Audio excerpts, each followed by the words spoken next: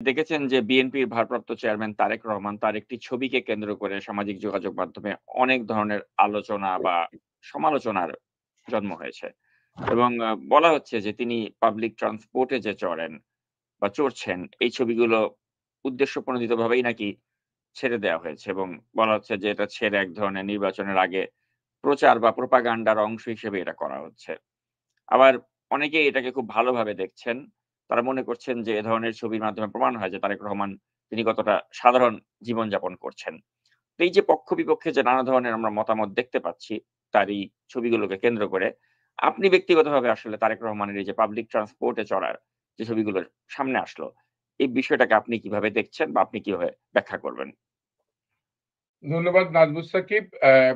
আপনি তো প্রত্যেক পর্বেই শেষে এসে খুবই স্পর্শকাতর প্রশ্নগুলো করেন। যেখানে আমি একজন রাজনৈতিক কর্মী হিসেবে অনেক সময় আমি ভাবি যে এই বিষয়ে আমি যখন খুব জোরালো আলোচনা এবং সমালোচনা করি সেখানে আমি অনেক প্রশ্নের মুখোমুখি হয়েও যাই। গত পর্বেও আমি কথা বলার পরে অনেক রাজনৈতিক ব্যক্তিবর্গই বলেছে আমাকে ফোন করে যে, "তুমি অনেক স্পষ্ট করে অনেক কথা বলেছ যেটা ঠিক না। সেটা তোমার পার্সোনাল ক্যারিয়ারে ক্ষতি হতে পারে। তুমি অনেক স্থায়ী কমিটির সদস্যদেরকেও তুমি আঘাত করে কথা বলেছ যে তারা অনেক কিছুই তারা নিজেদের প্রতি ডিপেন্ডেন্ট না। তারা নিজেরা আত্মবিশ্বাসী না। এই কথাগুলো আমি বলেছি অনেক স্থায়ী কমিটির সদস্য যাদের সাথে আমারও ব্যক্তিগত সম্পর্ক রয়েছে খুব গভীরে। কিন্তু তারপরও মানে আমি বলেছি যখন আমি আপনার সাথে কথা বলি তখন খুবই স্পষ্ট করেই বলার চেষ্টা করি এবং আমি আমার নিজের রাজনৈতিক জীবনেও খুবই ভাবি যে একটা স্পষ্ট চিত্র তুলে আসুক এবং সেখানে আসলে কি ভালো? যেমন ধরেন রাজনীতিতে বিএনপিতে যারা ৩ টি ভাগে ভাগ করতে হবে। যে যারা বিএনপি রাজনীতি করেই বিএনপির সমালোচনা করে তারা কারা? কিংবা যারা বিএনপির রাজনীতি করেই বিএনপির সাথে মুনাফিকি করে তারা কারা? আর বিএনপির রাজনীতি করে অন্য কোন রাজনৈতিক দলের সাথে আঁতাত করে তারা কারা? এবং বিএনপির রাজনীতি করে সকল অপকর্ম, সকল চাঁদাবাজি, ধান্দাবাজি বিভিন্ন রকমের কাজ করে তারা। এইভাবে যদি ভাগ করে ফেলি আমরা এই মানুষগুলোকে এবং যারা ধরেন বিএনপির প্রতি প্রচন্ড মানে একজন ধর্মভীরু মানুষের মতন যে নেতাকে বিশ্বের রাষ্ট্রনায়ক বলতে কোনো দেরি করে না কিংবা তারেক রহমানের কে পৃথিবীর শ্রেষ্ঠ মানুষ বলতে এক মুহূর্ত দেরি করবে না। বেগম খালেদা জিয়াকে প্রতি মুহূর্তেই মা ডাকছে কিন্তু পরক্ষণে চাঁদাবাজি করছে সেই লোকটি কি বেশি আদর্শিক দলের নেতা? আর যেই ব্যক্তিটি ধরেন দলের সমালোচনা করছে গঠনমূলক এবং দলের নেতাকে এত বেশি তোষামোদী করে না কিংবা বারবার মা বলে জিনিসটাকে বিব্রত করতে চায় না, সমালোচনাই করে। কিন্তু দেশের স্বার্থে, দলের স্বার্থে, রাষ্ট্রের স্বার্থে, সংগঠনের স্বার্থে, সমাজের স্বার্থে ওই গোষ্ঠীর লোকগুলোকে দরকার বা সেই লোকগুলো পৃষ্ঠপোষকতা পাচ্ছে কিনা। এইভাবে ভাগ যদি করি আমরা তাহলে রাজনীতিটা কিভাবে চলবে? এখন আসি আপনার প্রশ্নে। প্রশ্নটি হচ্ছে যে আমরা কোনো মানে আমি যদি একদম স্পষ্ট হ্যাঁ, তারেক রহমান একটি বাসে চড়েছে, পাবলিক বাসে চড়েছে। সেইটার ব্যাপারে মানুষের প্রশ্ন। মানে মানুষগুলো নিয়ে তাহলে আমি আগে একটু কথা বলি যে মানুষগুলো তাহলে মানুষের চরিত্রগুলো আমাদের কেমন? আপনি দেখবেন যে মানুষগুলো হচ্ছে আমার একবার মনে আছে আমি প্রায় ১৫-১৬ বছর আগের কথা বলি। সেটা হচ্ছে আমি গিয়েছিলাম হচ্ছে নেদারল্যান্ডে আমস্টারডামে। সেখানে annual bank conference on development economics ABCDE ABCDE সেটা এখানে ওই প্রোগ্রামে আমি কিভাবে যেন সেটার একটা নমিনেশন পাই। ওয়ার্ল্ড ব্যাংক আমাকে দেয় এবং ওয়ার্ল্ড ব্যাংকের হয়। সেখানে আমি যাই, যাওয়ার পরে আমি যেহেতু তখন আরো আ আ যুব নেতা হিসেবে প্রতিনিধিত্ব করি। তো যাওয়ার পরে আমি দেখি আমার পাশের সিটে যে বসা ছিল আমি ভাবলাম যে আমার একটা বিজনেস কার্ড নিয়ে গেছি। আমি একটা অর্গানাইজেশন এর প্রেসিডেন্ট। আমি তাকে দেই, পরিচিত হই। পরে সে খুবই ভদ্রতার খাতিরে সে নিল, নিয়ে বলল তার কার্ড খুঁজতেছে, কার্ড পাচ্ছে না। আমি বললাম, "আচ্ছা ঠিক আছে, ইটস ওকে।" তো পরে আ সে বাইরে চলে গেল। সে কিন্তু একদম রাউন্ড টেবল বৈঠক। ওইখানে অলরেডি শুরু হয়ে গেছে। সে কিন্তু নিজে থেকে উঠে গেল। উঠে বাহির থেকে তার ড্রাইভার বা কারো কাছে নিয়ে আসলো। দেখি প্রাইম মিনিস্টার অফ বেলজিয়াম। বেলজিয়ামের প্রাইম মিনিস্টার আমার পাশে বসা। বোঝেন? মানে আমি এটা বলছি এজন্য মানে পশ্চিমা দেশগুলোর ক্যারেক্টার। ওই প্রোগ্রামে ডক্টর ইউনূস সাহেব ছিল, ওই প্রোগ্রামে অমর্ত্য সেন ছিল। অনেক বড় মানুষ ছিল। যাই হোক। কিন্তু আমি এই আমার তখন একটা মনের মধ্যে তৈরি হলো আমাদের বাংলাদেশের মানুষ দেখবেন একটা ইউনিয়ন পরিষদের চেয়ারম্যানের পিছনে ২,০০০-১০,০০০ লোক হাঁটে। একটা ছাত্র দলের ওয়ার্ড প্রেসিডেন্ট সে ১০০-২০০ জনের নিচে হাঁটে না যুবদলের একটা ছেলে, একটা থানার যুবদলের প্রেসিডেন্ট। তার মানে আমাদের তাহলে লোকগুলো কারা? আমরাই তো, মানুষ তো, দেশের মানুষই তো, বাংলাদেশের মানুষ। মানে যেখানে যাচ্ছে, আপনি আমেরিকাতে আমি নামাজ পড়তে গেলেও আমি দেখি রাস্তার মধ্যে দাঁড়িয়ে আছে সিনেটর, কংগ্রেসম্যান। তার তার লিফলেট গুলো ধরার লোক নাই। সে যে আমাদেরকে দিচ্ছে যে আমরা মুসলমান যাচ্ছি, আমার সাথে কথা বলতে চায়। আমি ঐদিন দেখলাম যে অ্যাটর্নি জেনারেল পদপ্রার্থীও দাঁড়িয়ে আছে। মানে আমাদের দেশে হলে তো তার থাকতো মানে কমপক্ষে ২০০ লোক লিফলেট বিতরণ করার লোক। মানে আমাদের দেশের এই যে চরিত্রগুলো, এই চরিত্রে আপনি এই যে স্ট্যান্ডবাজির কথা বলা হয়েছে, মানে ধরে নিলাম আমি সরাসরি বলি যে তারেক রহমানকে বোঝানোর চেষ্টা করা হচ্ছে উনি স্ট্যান্ডবাজি করতে চাচ্ছে। উনি বাসে উঠেন নাই, অনেক দামি গাড়িতে চড়ে। যেই লোকগুলো এই প্রশ্নগুলো করে, এই লোকগুলো কি বুকে হাত দিয়ে বলতে পারে যে ধরেন তারেক রহমান মানে কোন একটা জায়গায় গেলে এমনি তো মানুষ মানে হাজার, হাজার লোক এমনি চলে আসতেছে। উনার কাউকে ডাকতে হচ্ছে না তো। মানে ডাকার প্রয়োজন হচ্ছে না। দেখা করার জন্য ২-৩ হাজার লোক এখনই দাঁড়িয়ে আছে। এটা কারা? মানুষই তো। উনি তো পারছে না যে না ভাই আমি দেখা করব না বা করতে চাই না। আমার সাথে কেউ ঘুরবেন না। নামাজ পড়তে যাবে, সেখানেই নামাজ পড়তে যাবে। তার চোখের সাথে চোখ যাতে দেখা হয় সেজন্যই ৫-৭০০ লোক চলে যায় নামাজ পড়তে। এই যদি চরিত্র হয় আমাদের মানুষের কিংবা আমরা যেটা দেখেছি ধরেন একটা মানুষ রাস্তায় অ্যাক্সিডেন্ট করেছে, মরে যাচ্ছে তাকে টিপেই মেরে ফেলতেছে মানে দেখতে গিয়ে। দেখতেছে ভাই কি হলো? কোথায় ব্যথা পেলেন? কোথায় ব্যথা পেলেন বলতে টিপে আমরা যারা উন্নত দেশে যে সেটা দেখা যাচ্ছে কি সেটা তো একজন মানুষ নিরাপত্তার জন্য যার দায়িত্ব সেই আসবে। চিকিৎসার জন্য যার দায়িত্ব সে আসবে। আর আমরা কিন্তু যার দায়িত্ব সে না। দায়িত্বের বাইরে আমরা কাজগুলো করি। আমরা কিন্তু আমাদের মানসিকতা নিয়ে কোনই কথা বলছি না এতক্ষণ ধরে। আমরা শুধু বলছি তারেক রহমানের মানসিকতা। কি? তারেক রহমান। আর ভাই উনি একজন মানুষ না? উনি তো একজন উনি তো রক্ত মাংসে গড়া মানুষ। উনার কি একটা স্বাভাবিক সাধারণ জীবন যাপন করতে মন চায় না? করতে তো মন চায়। কিন্তু আমরা কি দেই? হ্যাঁ, এখন উনি ঠিক আছে উনি একটা দলের প্রধান। উনার স্বাভাবিক জীবন কেন হবে? উনি সবার থেকে অস্বাভাবিক থাকবেন। সবার থেকে উনি অন্য ধরনের থাকবেন। সেটা আমরা ভাবি। আমরা ভাবি তো করি। কিন্তু উন্নত দেশে তো তারা একজন সিনেটরকেও তাই ভাবছে, দলের প্রধানকেও তারা তাদের মতো করেই মানুষ ভাবছে। তারা বাড়তি কোনো অ্যাটেনশন দিচ্ছে না। ফলে যে বিপদটা হচ্ছে, আমরা ধরেন এখন এখন তাদের প্রশ্নগুলো কি? তাদের প্রশ্ন হচ্ছে এই ছবিগুলো কে তুললো? তাদের প্রশ্ন হচ্ছে ক্যামেরার পেছনে ৫০০ লোক দাঁড়ানো। তাদের প্রশ্ন হচ্ছে উনি কেন দৌড়ায়ে নামছেন? এমন অবান্তর প্রশ্নগুলো তারা ছুড়ে দিচ্ছেন নিজেকে প্রশ্ন না করে, নিজের বিবেককে জিজ্ঞেস না করে যে আমি কোন মানসিকতার। আপনি যে লোকটি বলছে সেই লোকটিও তারেক রহমানকে দেখার সাথে, সাথে দেখাতে সব ফেলে দিয়ে তার পিছনে দৌড়ানো শুরু করবে। তাহলে এই লোকটাকে বাধা দিবে কে? এই লোকটাকে তাহলে একটা লোক তো সে চলতেই পারবে না। আমি এর আগের বারে আপনাকে বলেছিলাম যে রবীন্দ্রনাথ ঠাকুরের কাছে যখন বারবার হাজার, হাজার অটোগ্রাফ নেওয়ার জন্য আসছে, উনি আলু নামে এক ভদ্রলোকের দায়িত্ব দিয়েছে কি একটা বিড়ম্বনার শিকার হয়েছিল উনি নোবেল বিজয়ের পরে।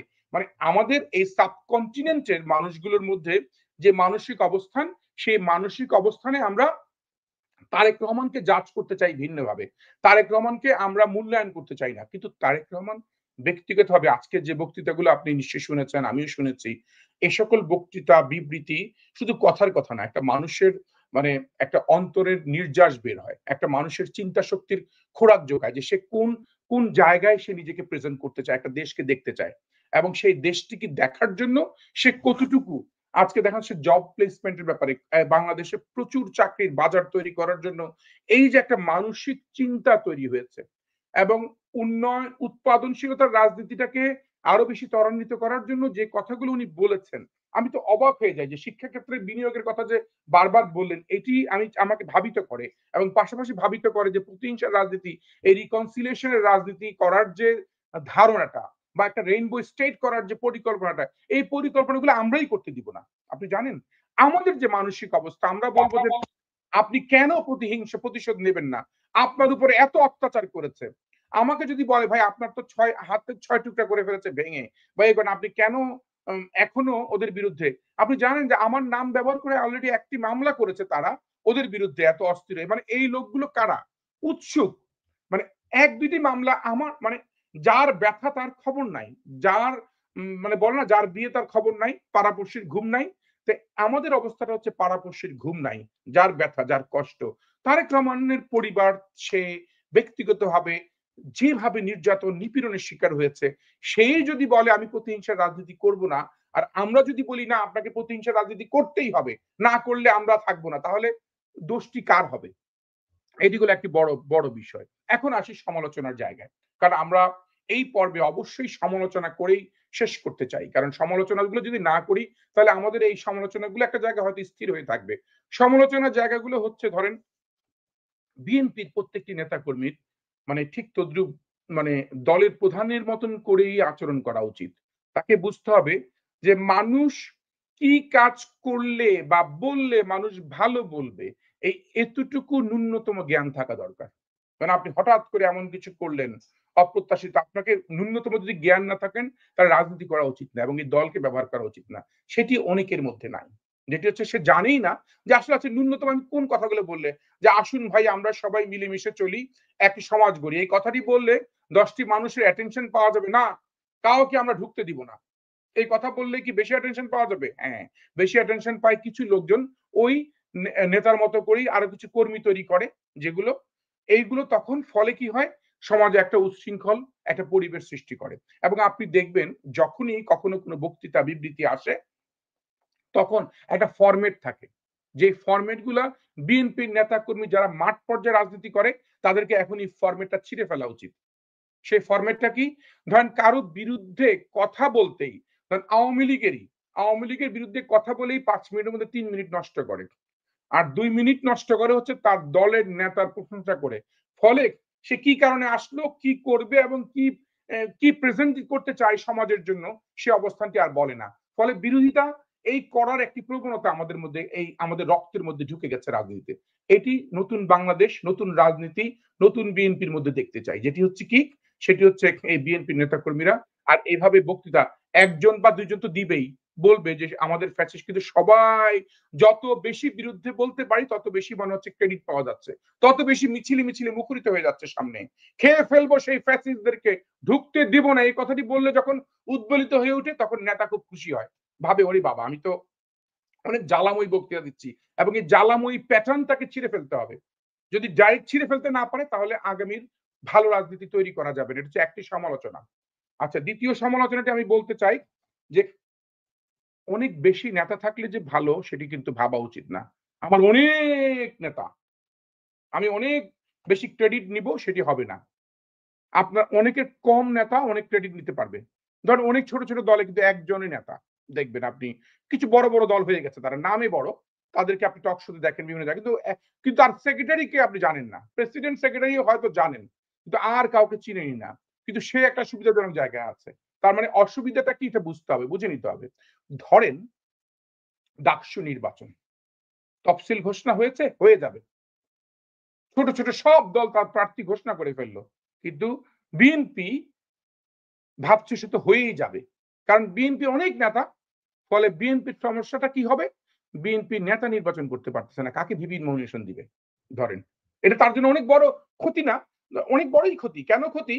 কারণ সে তো তার নেতার নাম ঘোষণা করতে এখানে কিন্তু অনেকের ক্যাম্পেইন শেষ।